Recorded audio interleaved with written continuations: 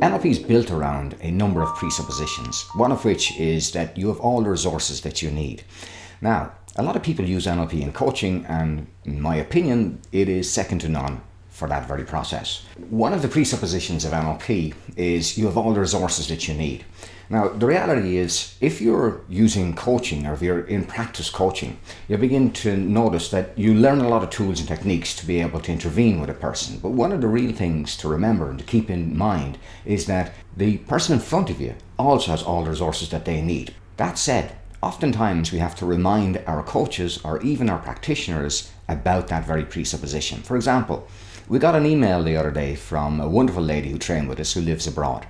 And she said she had sourced another organization in her country and she wanted to go ahead and train with them.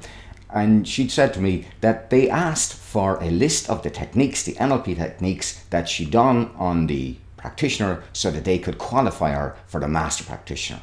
Now, we teach techniques, and on the first day, the very first day, we get people inventing their own techniques. So when we enter the world of submodalities and teach people how they actually work and then say, okay, produce your own technique from there to be able to change your emotional state, to improve it. Say, we might have a technique by putting someone into a rocket inside your imagination and letting them shoot off into the distance. We may have to turn an image into a slide and make it a sheet of glass and smash it into smithereens. We've lots of little fun techniques that we develop on the practitioner with the delegates as they're in front of us. Third day, we do the same when we're doing anchoring. We do techniques like we will do visual squash, or we'll do circle of excellence, or we'll do sliding anchors, stacking anchors, all the different things that you can do.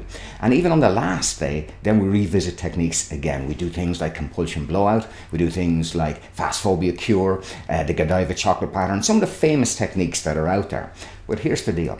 As we're doing techniques, really what's more important is not the technique but the process. So that is why on the first day we teach people that, remember, the person in front of you has all the resources they need, so that when you're using a technique, you're not doing a technique on them, you're using a technique as a hook, as simply a little tool that you can adjust and calibrate towards the person. So if you're relying solely on techniques, they won't work. We know that. They won't work all of the time. They'll work some of the time because they have to be tailored to the individual. And when you recognize the very presupposition that people have all the resources they need, you'll realize that they will find a way. Your job as a coach is as a catalyst. Your job as an NLPer is to allow yourself to facilitate a change, but not to literally to impose a change according to a specific technique. But the reality is, when you adjust the technique or the process to the client, then you get the results all of the time, or at least most of the time. So my advice to this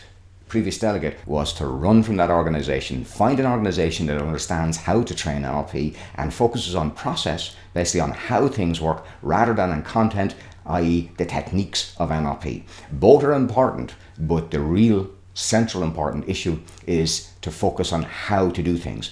The how is more important than the what. If you like this, if you're interested in learning NLP correctly in an effective way that'll actually be able to create generative change within yourself and with others as well, then why not join us on our upcoming program? We'd love to see you.